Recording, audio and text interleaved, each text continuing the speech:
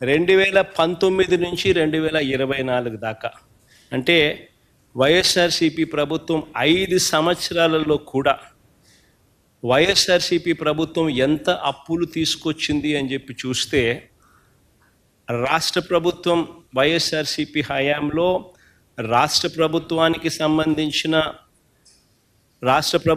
సంబంధించిన direct government borrowings అయినా తీసుకోండి, దానికి అదనంగా గ్యారంటీడ్ బారోయింగ్స్ కూడా, గ్యారంటీడ్ డెట్ కూడా తీసుకోండి, దానికి అదనంగా guaranteed det of public sector undertakings కూడా తీసుకోండి, దానికి అదనంగా non guaranteed det of public sector undertakings కూడా తీసుకుంటే కూడా చూసినట్టయితే చంద్రబాబు నాయుడు గారి హయాంలో ఆయన దిగిపోతూ 3,90,000 కోట్ల 247 కోట్లు మాకు ఇచ్చిపోతే, మా హయాం దిగిపోయేసరికి అన్ని రకాల అప్పులు ఇంక్లూడింగ్ నాన్ గ్యారంటీడ్ లయబిలిటీస్ కూడా, అంటే పవర్ సెక్టార్లకు సంబంధించిన నాన్ గ్యారంటీడ్ లయబిలిటీస్ కూడా కన్సిడరేషన్లోకి తీసుకుంటే అది 7,21,918 కోట్ల కింద కనపడి మా 3,32,671 కోట్లు మేము చేసినట్టుగా అనిపిస్తుంది.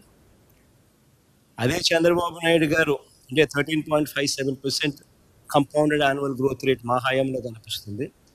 చంద్రబాబు నాయుడు గారు దిగిపోయే నాటికి రాష్ట్రం విడిపోయి చంద్రబాబు నాయుడు చేతుల్లోకి గవర్నమెంట్ వచ్చి, ఆ తర్వాత చంద్రబాబు నాయుడు గారు దిగిపోయే నాటికి చూస్తే 1,40,717 కోట్ల అప్పునేది 3,90,247 కోట్లకు ఆయన తీసుకొని పోయి, అదనంగా ఆయన 2,49,000 కోట్లు అప్పట్లోనే చేసి 22.63% అప్పులు అప్పట్లోనే అప్పుల సామ్రాట్ కింద పేరు తెచ్చుకున్నాడు. సరే, అప్పుడు గత చరిత్ర. ఇప్పుడు ఎందుకు ఈ కాంటెక్స్ట్ చెప్తా ఉన్నానంటే, ఇప్పుడు చరిత్ర చూద్దాం. 5 సంవత్సరాల కాలంలో వైఎస్ఆర్సిపి ప్రభుత్వం మొత్తం కలిసి అప్పు 3,32,671 కోట్లు చేస్తే, ఈ 12 నెలల కాలంలోనే చంద్రబాబు నాయుడు గారు అధికారంలోకి వచ్చిన ఈ 12 నెలల కాలంలోనే కిందన్న టేబుల్ చూడండి, 1,37,546 కోట్ల రూపాయలు అప్పులు చేశాడు ఈ పెద్ద మనిషి. అంటే వైఎస్ఆర్సిపి చేసిన అప్పులో ఏకంగా సంవత్సరంలోనే 41% అప్పు ఈ ఒక్క సంవత్సరంలోనే చంద్రబాబు నాయుడు గారు చేశారు. ఒకసారి గమనించినట్టయితే borrowings during financial year 2024-25 81,597 crores, SDL issuances in April 5,750, SDL issuances first week of May 7,000 crores, off budget borrowings through APPFC 710, off budget borrowings through AP Markfed 6,000 crores, off budget borrowings through Civil Supplies Corporation 2,000 crores, off budget borrowings through planned APMDC bonds 3,489 crores so far. Borrowings secured for Amaravati. It's very important.